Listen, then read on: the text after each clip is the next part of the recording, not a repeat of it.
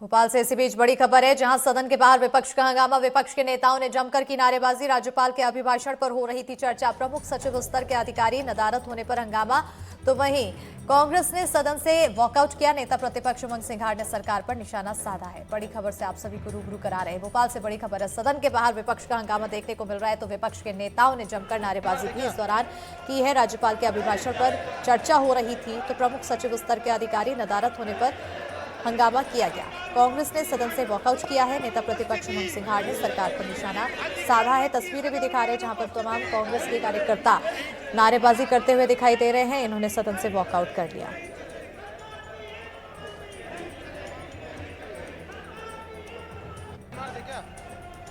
ज्यादा जानकारी के साथ फोन लाइन पर सहयोगी आकाश द्विवेदी जुड़ चुके हैं। आकाश, तस्वीरें दिखा रहे हैं, तमाम कांग्रेस के कार्यकर्ता नारेबाजी करते हुए नजर आ रहे हैं। जमकर हंगामा। बिल्कुल, देखिए दरअसल मध्य प्रदेश विधानसभा के बजट सत्र का दूसरा दिन है और आज अनुपूरक बजट और आर्थिक सर्वेक्षण पेश होने के बाद राज्यपाल के अभिभाषण पर चर्चा चल रही थी। लेकिन इस अभिभाषण के चर्चा के दौरान कई जो महत्वपूर्ण अधिकारी हैं, जो प्रमुख सचिव स्तर के अधिकारी हैं, वो सदन के भीतर मौजूद नहीं थे और इसी बात को लेकर कांग्रेस के विधायकों ने आपत्ति ली और वॉकआउट कर दिया। वॉकआउट के बाद सदन के बाहर निकलकर जमकर नारेबाजी की और हंगामा भी कांग्रेस पार्टी के विधायकों ने नेता प्रतिपक्ष उमंग सिंघार के नेतृत्व में किया और इसके बाद हालांकि दोबारा सदन की कार्रवाई शुरू हुई। लेकिन कांग्रेस के नेताओं ने कई गंभीर तरीके के आरोप लगाए। उन्होंने कहा कि ऐसे मसलों पर, राज्यपाल के अभिभाषण जैसे मसलों पर प्रमुख सचिव स्तर के अगर अधिकारी मौजूद नहीं है तो ये सदन का अपमान है। बिल्कुल, तो यहाँ पर अपमान की बात कहते हुए नजर आ रहे हैं और जमकर हंगामा हो हल्ला देखने को मिल रहा है। बहरहाल तस्वीरें भी दिखा रहे हैं लगातार अपने दर्शकों को हम, जहाँ पर तमाम बड़े नेता नारेबाजी कर रहे हैं। क्या कुछ कहना है तमाम जो दिग्गज नेता हैं उनकी तरफ से? देखिए, दरअसल ये कहा जा रहा है कि जो अधिकारी है उन्हें सदन के भीतर मौजूद होना चाहिए ताकि जो चर्चा राज्यपाल के अभिभाषण पर हो रही है उसका एक सार्थक महत्व निकले और उस पर कार्रवाई भी हो जो लोग सवाल उठा रहे हैं। क्योंकि सदन में अधिकारी नहीं मौजूद थे, इसलिए विपक्ष के नेताओं का ये आरोप है कि ये सदन की गरिमा के विपरीत है और लोकतंत्र की हत्या की जा रही। इस तरीके की बातें भी कांग्रेस के नेता जो है वो कहते हुए नजर आए। उमंग सिंघार ने कहा कि भाजपा सरकार प्रदेश में लोकतंत्र की हत्या कर रही है। अधिकारी अपने आप को बचाने के लिए मंत्रियों के माध्यम से झूठे जवाब देते हैं। सरकार को इनकी जिम्मेदारी भी तय करनी होगी। अधिकारियों को सभी विधायकों के प्रति जिम्मेदार होना होगा, ये आरोप लगाए हैं उमंग सिंघार ने। बिल्कुल, बहुत शुक्रिया आकाश तमाम जानकारी देने के लिए। तो अब लगातार आरोप और प्रत्यारोप के बीच यहाँ पर तस्वीरें देखने को मिल रही है जहां जमकर हंगामा हो रहा है। तस्वीरें आपको दिखा रहे हैं एनडीटीवी पर। सबसे पहले ये तस्वीरें हैं, सदन से वॉकआउट किया है कांग्रेस के कार्यकर्ताओं ने और नारेबाजी करते हुए नजर आ रहे हैं। और इसी पर उमंग सिंघार की तरफ से आखिर क्या कुछ कहा गया है ये भी सुना देते हैं। देखिए, ऐसा है, राज्यपाल का महामहिम का अभिभाषण पर चर्चा चल रही। चुनिंदा मंत्री बैठे हैं लेकिन जिस विभाग के, हर विभाग के प्रमुख सचिव एक भी नहीं है। गवर्नर साहब आए जब सब आ गए। सदन की गरिमा, सदन की गंभीरता, इन अधिकारियों को आप समझ सकते हो। प्रमुख सचिव स्तर के अधिकारी इस विधानसभा को कितनी गंभीरता से लेते हैं। हमारा सभापति महोदय से अनुरोध था कि जब राज्यपाल का अभिभाषण है, पूरे प्रदेश पे हर विषय पे चर्चा हो रही है, तो आप जब गवर्नर आते सब बैठ गए, वो जब यहाँ पे विधायक बैठे सत्ता पक्ष के तो आपके अधिकारी गायब। तो ये किस प्रकार से आप स्थिति देख रहे हैं। चुनिंदा एक दो अधिकारी के बैठने से क्या होता भाई, हर विभाग के प्रमुख सचिव होना चाहिए। तो इससे आप समझ सकते हो कि प्रदेश के लोकतंत्र को कि किस प्रकार से भारतीय जनता पार्टी हत्या कर रही है, किस प्रकार से निरंकुश सरकार चाहती है। और जिस प्रकार से अधिकारी झूठे जवाब देते मंत्रियों के माध्यम से, अपने आप को बचाते भ्रष्ट अधिकारी, तो हम चाहते हैं कि इन अधिकारियों के प्रति भी सरकार को एक जवाबदारी तय करना पड़ेगी। आपको भी विधानसभा के हर विधायक के प्रति जवाबदार होना पड़ेगा। Thank you.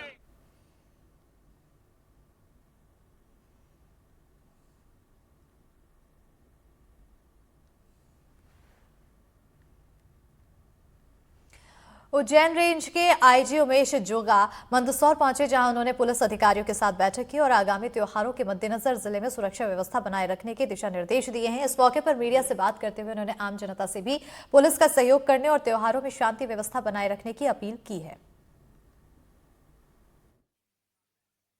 पुलिस मुख्यालय द्वारा सभी अधिकारियों को जो हेड ऑफ द डिपार्टमेंट से उनको निर्देश दिया गया था, आप जिला हेडक्वार्टर्स में जाके सभी कर्मचारियों से जानकारी लें, क्योंकि इस माह में आगे अभी आप जानते हैं कि धुलेंडी है, उसके बाद रंग पंचमी और रंगतेरस और ईद है। तो इस माह में काफ़ी त्यौहार है, तो ये सभी सौहार्दपूर्ण और शांतिपूर्ण तरीके से किस प्रकार का इसको निर्वाह कर सकते हैं, हमारा पुलिस का डिप्लॉयमेंट कितना रहता है और क्या पूर्व में कोई इस त्यौहार के दौरान कोई घटना ऐसे सांप्रदायिक हुआ कि नहीं हुआ, और कानून व्यवस्था में कोई स्थिति बन सकती है, इसका जायजा लेने के लिए मुझे। नमस्कार, बहुत स्वागत है आप सभी का। मैं आपके साथ अस्मिता दुबे और सिटी सेंटर की शुरुआत इस वक्त की बड़ी खबर के साथ करेंगे। टीकमगढ़ से बड़ी खबर, नदी में डूबने से 2 बच्चियों की मौत हुई है। एक बच्ची की हालत गंभीर बताई जा रही है। धसान नदी में नहाने गई थी 5 बच्चियां। ग्रामीणों ने बच्चियों को किया था रेस्क्यू। अस्पताल ने 2 बच्चियों को मृत घोषित किया। तो जिले के मजरा गांव का पूरा मामला बताया जा रहा है, जांच जारी है। टीकमगढ़ जिले के नौगांव से लगी धसान नदी में एक बड़ा हादसा हो गया। यहां जिले के मजरा गांव में नहाने के लिए गई 5 बच्चियां गहरे पानी में चली गईं और डूबने लगी। ग्रामीणों ने जानकारी मिलते ही कड़ी मशक्कत के बाद 5 बच्चियों को नदी से बाहर निकाला, लेकिन अस्पताल ने 2 बच्चियों को मृत घोषित कर दिया और एक बच्ची की हालत बेहद गंभीर बताई जा रही है। हादसे के बाद मृतकों के परिजनों का रो रो कर बुरा हाल है और पूरे गांव में शोक की लहर है। पुलिस मामले की जांच में जुटी है। घटना ये हुई कि बच्चियां नहाने गई थी, वहाँ वो मतलब नहाते समय वो डूब गई हैं वहाँ, तो 2 बच्चे एक्सपायर हो गई हैं और एक बच्ची हमारी सुरक्षित है, हम उनके पड़ोसी। 3 बच्चियां जो अभी मजरा कुटी गांव से 3 बच्चियां आई थी पानी में डूबने के कारण, जिसमें 2 बच्चियों की मृत्यु हो गई थी। तो एक बच्ची जो है जिसका सामुदायिक स्वास्थ्य केंद्र में इलाज चल रहा है, और क्योंकि ये 2 बच्चियां जो थी उनका नाम बता भी जब तक अपन उनसे पूछा, जब तक घर वाले बिना सूचना दिए हॉस्पिटल से ले गए हैं मृत बच्चियों को। और इसी पर ज्यादा जानकारी के साथ टीकमगढ़ सहयोगी सूर्य प्रकाश गोस्वामी फोन लाइन पर जुड़ चुके हैं। सूर्य, आखिर क्या कुछ अधिक जानकारी? मैं आपको बता दूं, ये बच्चियां रोज की तरह नदी है जो उनकी गांव में मजरा कुटन गांव है जो पलेरा के पास है, जो छतरपुर जिले से लगा हुआ है। तो एक अहरवाल समाज की बच्चियां हैं, हमेशा की तरह रोज नदी है उसमें नहाने जाती थी और आज उस समय नहाने के लिए गई तो काफी गहरे पानी में पहुंच गई। तो उसमें एक छोटी बच्ची थी, वो पानी में डूबने लगी, तो उसको बचाने के चक्कर में बच्चियां एक साथ पानी में डूब गई।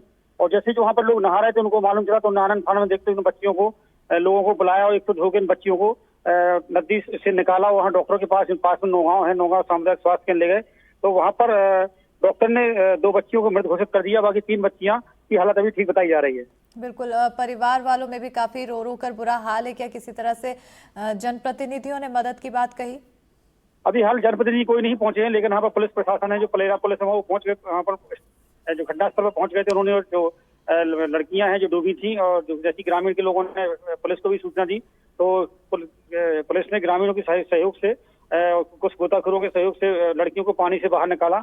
और जब उनकी हालत काफी खराब थी, मुंह में पानी भर गया था, पूरे शरीर में पानी भर गया, तो ऐसी स्थिति में बाइक से उनको गाड़ी भी नहीं मिल पाई, तो उनको कोई एम्बुलेंस या कुछ मिल जाए, तो बाइक से लेकर बच्चियों को स्वास्थ्य केंद्र पहुंचे। वहां पर डॉक्टर ने 2 बच्चियों का मृत घोषित कर दिया, बाकी 3 बिल्कुल। अब आगे की अब फिलहाल जांच जारी है और परिवार वाले को रो रो कर बुरा हाल है। बहुत शुक्रिया सूर्य तमाम जानकारी देने के लिए। खबरों में आगे बढ़ेंगे। अशोकनगर से बड़ी खबर है, जहां कृषि उपज मंडी में किसानों का हंगामा देखने को मिला। फसल की कम बोली लगने का विरोध कर रहे हैं, तो वहीं बता दें कि व्यापारियों पर मनमाने दाम लगाने का भी आरोप है। किसानों के विरोध चलते मंडी में कामकाज भी ठप हो चुका है। मुंगावली कृषि उपज मंडी का पूरा मामला है। अशोकनगर में फसलों का कम दाम मिलने की वजह से किसान परेशान है, तो मंडी में जमकर हंगामा किया। बताते चले कि मुंगावली कृषि उपज मंडी में व्यापारियों ने किसानों की फसल की कम बोली लगाई, जिसके चलते नाराज किसानों ने हंगामा किया। मौके पर पहुंचकर एसडीएम किसानों को लगातार समझाने की कोशिश कर रहे हैं। किसानों ने व्यापारियों पर मनमाना दाम लगाने का आरोप लगाया है।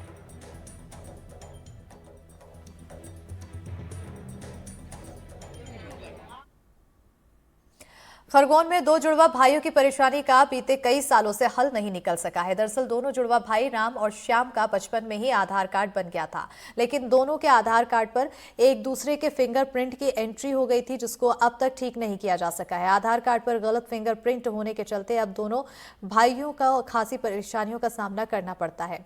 दोनों बीते लंबे समय से सरकारी दफ्तरों के चक्कर काट रहे हैं, लेकिन अब तक उनकी समस्या का हल नहीं हो सका। और इतना ही नहीं, दोनों भाइयों ने हाल ही में जाकर दिल्ली आधार रीजनल ऑफिस जाकर भी अपनी समस्या बताई, लेकिन वहां भी इस समस्या का कोई समाधान नहीं हुआ, जिसके चलते दोनों को पढ़ाई के लिए फॉर्म भरने में भी काफी परेशानी होती है।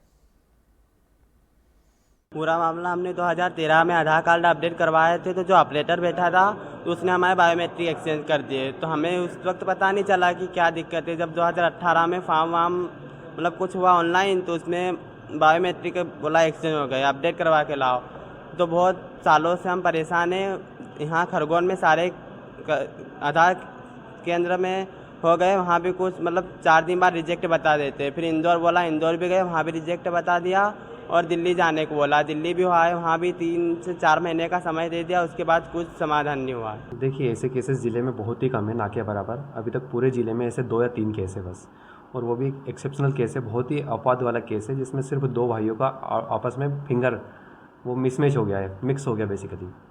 तो ऐसे केसेस में हमने क्या हुआ कि भारतीय विशिष्ट पहचान प्राधिकरण UIDAI से मार्गदर्शन भी मांगा है, और ऑलरेडी UIDAI के प्रोजेक्ट मैनेजर श्री निकेत देवान सर खुद इसको हैंडल कर रहे हैं, और मैडम भी, कलेक्टर मैडम भी उनके साथ चर्चा में हैं। और जिला स्तरीय आधार निगरानी समिति की बैठक में इस तरह के मुद्दे को स्पेशल विशेष प्रयोजन और विशेष महत्व देके डिस्कस किया जा रहा है और समझा जा रहा है। मध्य प्रदेश विधानसभा के दूसरे दिन कांग्रेस विधायकों ने सदन की कार्यवाही शुरू होने से पहले जोरदार प्रदर्शन किया। इस दौरान कांग्रेस विधायक सपेरों की तरह सांप रखने की टोकरी हाथ में लेकर पहुंचे। इस दौरान सरकार पर युवाओं को सांप की तरह डसने का आरोप लगाया। कांग्रेस विधायकों ने युवाओं को रोजगार देने का वादा पूरा नहीं करने का आरोप लगाया। इस दौरान कांग्रेस विधायकों ने सरकार से युवाओं को रोजगार देने की मांग भी की है। मध्य प्रदेश में विधानसभा के बजट सत्र का दूसरा दिन है, और आज दूसरे दिन भी कांग्रेस पार्टी विरोध प्रदर्शन कर रही है। इस तरीके की जो टोकरी है, सांप की टोकरी लेकर पहुंचे हैं, और इसमें लिखा है कि भाजपा सरकार का सांप। इस तरीके का विरोध भोपाल में कांग्रेस के तमाम जो विधायक हैं, नेता प्रतिपक्ष हैं, उपनेता प्रतिपक्ष हैं, वो कर रहे हैं। मैं बातचीत करने की कोशिश करता हूं। सर, क्या मांग है टोकरी लेकर? देखिए, ये सरकार हमारे नौजवानों से बड़े बड़े वादे करती है, और बाद में जब सरकार बन जाती है तो नौजवानों को डसती है, सांप की तरह डसते हैं, इनको रोजगार नहीं देते। आज सड़क पे बेरोजगार घूम रहा है हमारा युवा, कोई सुनने वाला नहीं है। कह रहे कि सरकार नौजवानों से वादे तो करती है, लेकिन उसे पूरा नहीं करती है। सर, ये सांप वगैरह लेकर आप लोग क्यों आए? ये भाजपा सरकार का सांप है, ये युवाओं को डस रहा है, युवाओं को रोजगार नहीं दे रहा है, युवाओं को नौकरी नहीं दे रहा है, PSC भर्ती की निष्पक्षता से जांच नहीं करवा रहे। और हेमंत कटारे तो खुद सांप लेकर आ गए हैं। सर, ये टोकरी है, सांप है, रोजगार नहीं मिल रहा है, इसलिए ये भाजपा का चेहरा है। अगर आप इसको गौर से देखेंगे तो मध्य प्रदेश के युवा भाजपा को देखेंगे तो उनको यही चेहरा नजर आएगा। ऐसे ही वो युवाओं के भविष्य को डस करके समाप्त कर रही है। ये भारतीय जनता पार्टी का चेहरा है। इसी कारण से मध्य प्रदेश का युवा पलायन कर रहा है और प्रदेश छोड़ के अन्य राज्यों में जाके स्थापित हो रहा है। सदन के भीतर रोजगार के मुद्दे पर आप लोग आवाज उठाएंगे? निश्चित ही रोजगार का मुद्दा सबसे बड़ा जनहित का और युवाओं से जुड़ा हुआ मुद्दा है। उसको लेकर के हम निश्चित ही आवाज उठाएंगे, और युवाओं के हित की बात जब भी जहां भी सदन पे सड़क पे करनी होगी हम उसको अवश्य करेंगे। गंभीर आरोपों के साथ ये प्रदर्शन किया जा रहा है। कह रहे हैं कि सदन के भीतर भी रोजगार के मुद्दे को कांग्रेस पार्टी के जो विधायक हैं वो उठाएंगे। भोपाल से कैमरा पर्सन राजू बाथम के साथ आकाश द्विवेदी, NDTV। तो सांप को लेकर कांग्रेस के प्रदर्शन पर सियासी वार पलटवार शुरू हो गया है। बीजेपी विधायक रामेश्वर शर्मा ने कहा कि कांग्रेस में सब एक दूसरे को डस रहे हैं। देखिए, एक तो अब कांग्रेस की किस्मत इतनी खराब है कि खुद के मंच से खुद ही टूट रहे हैं, खुद ही घायल हो रहे हैं, और कांग्रेस की जिंदगी में अब सांप भी असली नहीं बचा, और कांग्रेस के अंदर इतने आस्तीनों के सांप हो गए हैं कि जीतू पटवारी जी उमंग सिंगार को डस रहे हैं, उमंग सिंगार दिग्विजय सिंह जी को डस रहे हैं, दिग्विजय सिंह जी कमलनाथ को डस रहे हैं, और पूरी कांग्रेस एक दूसरे को डस रही है। लेकिन हम भरोसे के साथ कह सकते हैं कि मध्य प्रदेश और देश के अंदर गरीब कल्याण की स्कीम और गरीबों का भला और नौजवानों को रोजगार और नौकरी देने का काम कोई कर रही है तो दिल्ली में नरेंद्र मोदी जी की सरकार और मध्य प्रदेश में डॉक्टर मोहन यादव जी की सरकार कर रही है। मैं कांग्रेसियों से प्रार्थना करना चाहता हूं कि कम से कम सांप पकड़ने का धंधा तो मत करो। छत्तीसगढ़ के पूर्व सीएम भूपेश बघेल के निवास पर ईडी का रेड का पूरा मामला है, जहां 15 मार्च को बयान दर्ज कराने जाएंगे चैतन्य बघेल। ईडी ने आज पेश होने के लिए समन भेजा था तो 11 मार्च को बघेल निवास पर 11 घंटे तक छापेमारी हुई थी। बघेल आवास से ईडी की टीम ने 33 लाख कैश जब्त किए थे।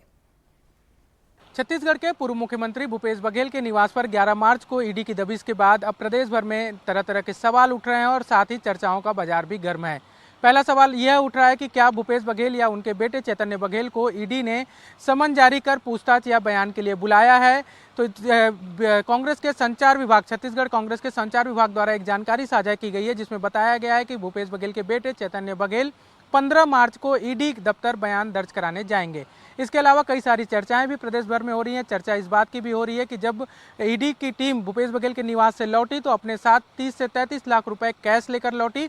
इसके अलावा करीब 150 एकड़ जमीन भूपेश बघेल या उनके परिवार के सदस्यों के नाम की होने की पुष्टि भी लेकर लौटी। इसकी जानकारी खुद भूपेश बघेल ने जब ईडी की कार्रवाई समाप्त हुई तो मीडिया से बातचीत में दी। तो अब सवाल ये उठ रहा है, चर्चाएं इस बात की हो रही हैं कि आखिर भूपेश बघेल की संपत्ति कितनी है, उनका 30 लाख रुपए जो उनके 30 से 33 लाख रुपए जो उनके निवास से कैश बरामद हुए हैं उस पर कोई एक्शन हो सकता है।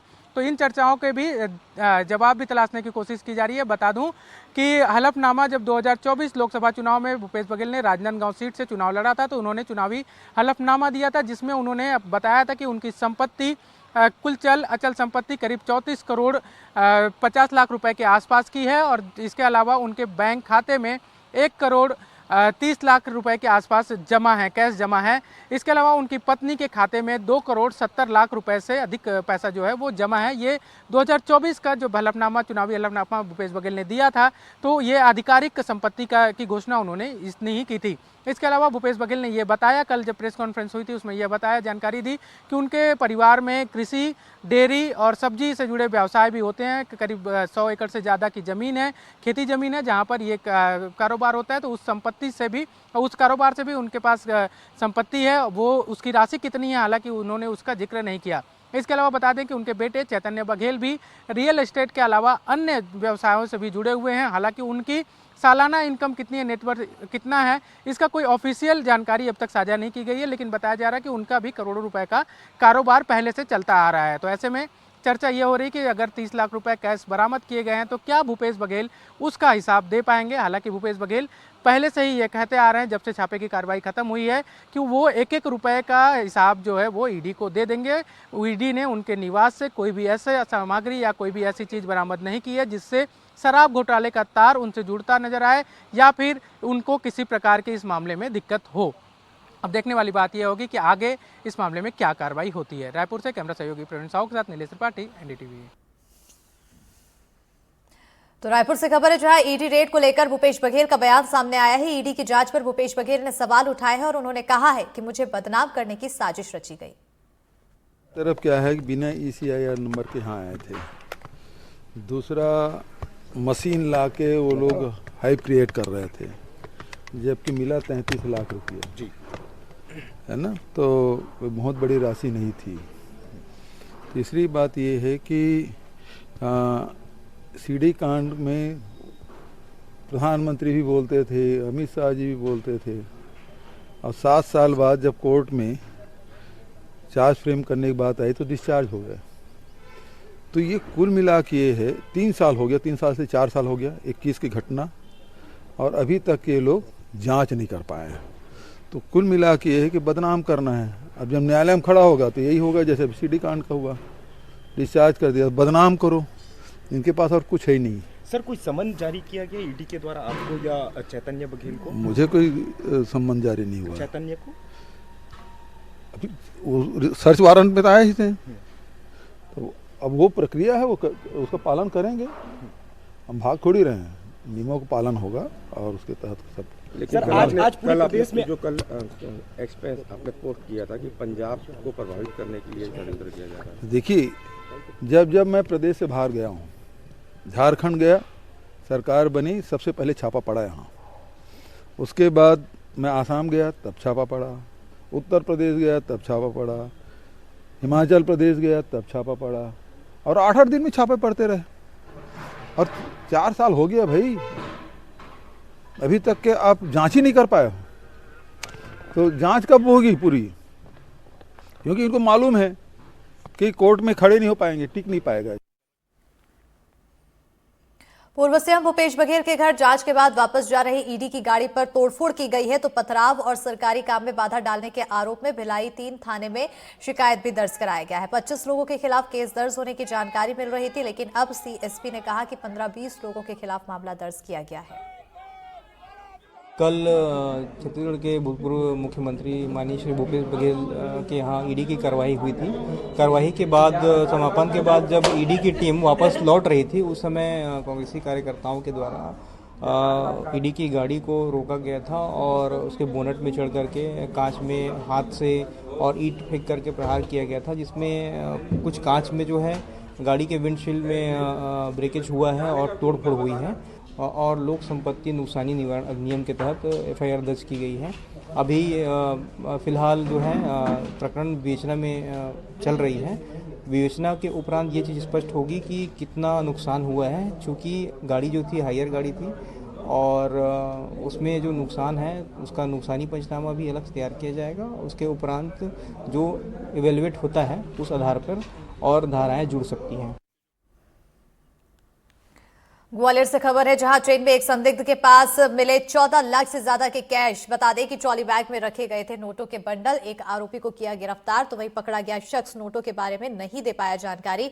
आरपीएफ ने बुलाई आईटी अफसरों की टीम। यूपी के मथुरा का रहने वाला है आरोपी। उड़ीसा से उत्कल एक्सप्रेस से मथुरा जा रहा था आरोपी।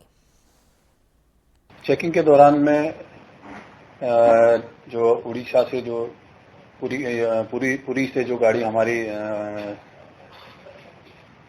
जा रही है उत्कल एक्सप्रेस, उसके चेकिंग के दौरान ही उसमें एक यात्री जो है A2 कोच में संदिग्ध अवस्था में मिला था। उसको चेक करने पर उसके पास ट्रॉली बैग में 14,06,000 रुपये कैश मिला था, जिसके संबंध में कोई उचित जानकारी वो दे नहीं पाए और न ही कोई दस्तावेज प्रस्तुत कर पाए। बाद उनको पकड़ के विधिक कार्रवाई उपरांत जो है इनकम टैक्स डिपार्टमेंट को सुपुर्द किया गया। और अब खबर छतरपुर से है, जहां लोकायुक्त ने कार्रवाई करते हुए होमगार्ड कार्यालय में पदस्थ हवलदार सुरेंद्र कुमार राय को 5,000 की रिश्वत लेते रंगे हाथों गिरफ्तार किया है। होमगार्ड कार्यालय में संचालित होने वाले आधार केंद्र करने वाले मनीष तिवारी ने आरोपी सुरेंद्र के खिलाफ लोकायुक्त में शिकायत दर्ज कराई थी। पीड़ित का आरोप था कि हवलदार सुरेंद्र कुमार उससे हर महीने आधार केंद्र संचालित करने के लिए रिश्वत लेता था, जिससे परेशान होकर उसने लोकायुक्त को शिकायत कर दी थी, जिसके बाद ये कार्रवाई की गई। हमारे यहाँ आवेदक मनीष तिवारी ने शिकायत की थी कि इनका आधार सेवा केंद्र है होमगार्ड डिस्ट्रिक्ट कार्यालय में। और चूँकि नियम ये है कि जिस सरकारी बिल्डिंग में आधार सेवा केंद्र होता है वहाँ पे कोई उसका किराया नहीं लगता, लेकिन यहाँ पे पदस्थ सुरेंद्र कुमार राय जो हवलदार हैं, इन्होंने इनसे पैसे मांगे कि अगर तुम्हें आधार सेवा केंद्र चलाना है तो मुझे 3,000 रुपये देने पड़ेंगे। और ये लगभग 2-2.5 साल से इनसे पैसे ले भी रहे थे लगातार। इस बार अभी 2 महीने के पैसे रह गए थे इनके जनवरी-फरवरी के 6,000 रुपये। इसमें से 1,000 रुपये इन्होंने मांग वार्ता लेकिन ले लिए थे और शेष 5,000 रुपये आज लेंगे।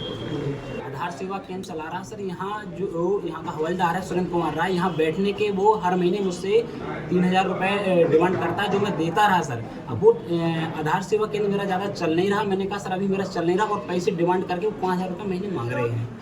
मैंने सर कहा कि अभी सर रुक जाइए, अभी मेरे पास पैसे नहीं है। 2 महीने का मैंने जनवरी और फरवरी 3,000 रुपये जो हिसाब से हो रहा था, मैंने कहा सर 6,000 मैं मार्च में दे दूंगा। तो 4 तारीख को मैंने 1,000 रुपये दिया है और आज 11 तारीख को मैंने 5,000 दिया है, जो लोकायुक्त सागर की टीम ने पकड़ लिया है। सुकमा जिले में मुख्यमंत्री कन्या विवाह योजना के अंतर्गत सामूहिक विवाह का आयोजन किया गया और इस समारोह में 138 जोड़ों की शादी की गई। इस दौरान कार्यक्रम में छत्तीसगढ़ सरकार में मंत्री केदार कश्यप भी शामिल हुए। खास बात यह रही कि इस कार्यक्रम में आत्मसमर्पित नक्सली 8 लाख के इनामी कलमू प्रकाश की भी शादी हो गई है। 138 जोड़ों का आज नए दाम्पत्य जीवन में प्रवेश कर रहे हैं। मैं अपनी ओर से बधाई देता हूं। आज हमारे बीच में हमारे प्रदेश के अध्यक्ष माननीय श्री किरण देव जी इस अवसर पर उपस्थित हैं और एक बहुत महत्वाकांक्षी योजना है, फ्लैगशिप स्कीम है। और उसके साथ साथ हमारा सरस मेला का भी आयोजन किया जा रहा है।